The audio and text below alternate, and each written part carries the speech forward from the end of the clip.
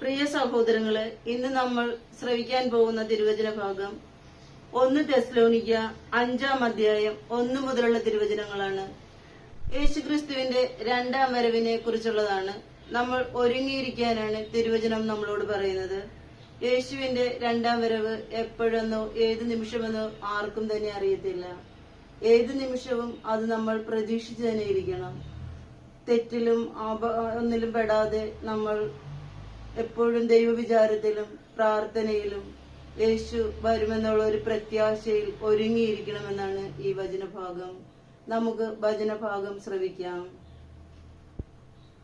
സഹോദരരെ, സമയങ്ങളെയും കാലങ്ങളെയും സംബന്ധിച്ച് നിങ്ങൾക്ക് ഞാൻ എഴുതേണ്ടതില്ല.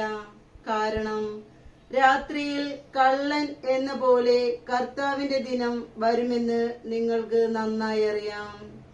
സമാധാനവും ഭദ്രതയും എന്ന് അവർ പറഞ്ഞുകൊണ്ടിരിക്കെ തന്നെ ഗർഭിണിക്ക് പ്രസവവേദന ഉണ്ടാകുന്നത് പോലെ പെട്ടെന്ന് നാശം അവരുടെ മേൽ നിപതിക്കും.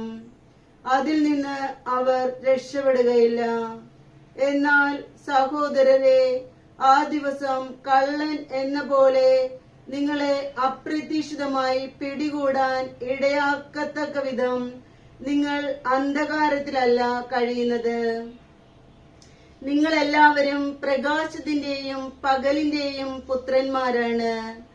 നമ്മിൽ ആര് തന്നെ രാത്രിയുടെയോ അന്ധകാരത്തിന്റെയോ മക്കളല്ല. അതിനാൽ മറ്റുള്ളവരെ പോലെ ഉറങ്ങിക്കഴിയാതെ നമുക്ക് ഉണർന്ന് സുബോധമുള്ളവരായിരിക്കാം. ഉറങ്ങുന്നവർ രാത്രിയിലാണ് ഉറങ്ങുന്നത്. മദ്യപിച്ച് ഉന്മത്തരാകുന്നവർ രാത്രിയിലാണ് ഉന്മത്തരാകുന്നത്. പകലിന്റെ മക്കളായ നമുക്ക് വിശ്വാസത്തിന്റെയും സ്നേഹത്തിന്റെയും കവചവും രക്ഷയുടെ പ്രത്യാശയാകുന്ന പടത്തൊപ്പിയും ധരിച്ച് സുബോധമുള്ളവരായിരിക്കാം. എന്നാൽ നാം ക്രോധത്തിനിരയാകണമെന്നല്ല, നമ്മുടെ കർത്താവായ യേശുക്രിസ്തുവിലൂടെ രക്ഷ പ്രാപിക്കണമെന്നാണ് ദൈവം നിശ്ചയിച്ചിട്ടുള്ളത്. ഉറക്കത്തിലും ഉണർവിലും നാം അവനോടൊന്നിച്ച് ജീവിക്കേണ്ടതിനാണ് അവൻ നമുക്ക് വേണ്ടി മരിച്ചത്. അതിനാൽ നിങ്ങൾ ഇപ്പോൾ ചെയ്യുന്നത് പോലെ തന്നെ തമ്മിൽ തമ്മിൽ ആശ്വസിപ്പിക്കുകയും പരസ്പര ഉന്നമനത്തിനു വേണ്ടി യത്നിക്കുകയും ചെയ്യുവിൻ.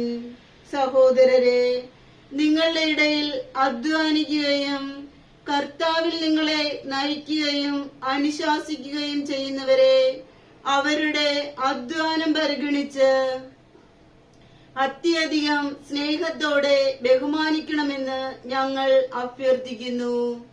നിങ്ങൾ സമാധാനത്തിൽ കഴിയുവിൻ. സഹോദരരെ, നിങ്ങളെ ഞങ്ങൾ ഉത്ബോധിപ്പിക്കുന്നു. അലസരെ ശാസിക്കുവിൻ, ഭീരുക്കളെ ധൈര്യപ്പെടുത്തുവിൻ, ദുർബലരെ സഹായിക്കുവിൻ. എല്ലാ മനുഷ്യരോടും ക്ഷമാപൂർവം പെരുമാറുവിൻ. ആരും ആരോടും തിന്മയ്ക്ക് പകരം തിന്മ ചെയ്യാതിരിക്കാനും തമ്മിൽ തമ്മിലും എല്ലാവരോടും സദാ നന്മ ചെയ്യാനും ശ്രദ്ധിക്കുവിൻ. എപ്പോഴും സന്തോഷത്തോടുകൂടെ ഇരിക്കുവിൻ. ഇടവിടാതെ പ്രാർത്ഥിക്കുവിൻ. എല്ലാ കാര്യങ്ങളിലും നന്ദി പ്രകാശിക്കുവിൻ. ഇതാണ് യേശുക്രിസ്തുവിൽ നിങ്ങളെ സംബന്ധിച്ചുള്ള ദൈവഹിതം. ആത്മാവിനെ നിങ്ങൾ നിർവീര്യമാക്കരുത്. പ്രവചനങ്ങളെ നിന്ദിക്കരുത്. എല്ലാം പരിശോധിച്ചു നോക്കുവിൻ. നല്ലവയെ മുറുകെ പിടിക്കുവിൻ.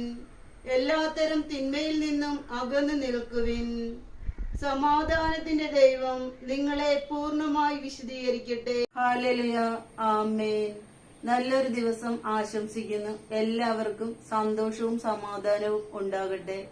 എല്ലാവരെയും ദൈവം അനുഗ്രഹിക്കട്ടെ. ആമേൻ.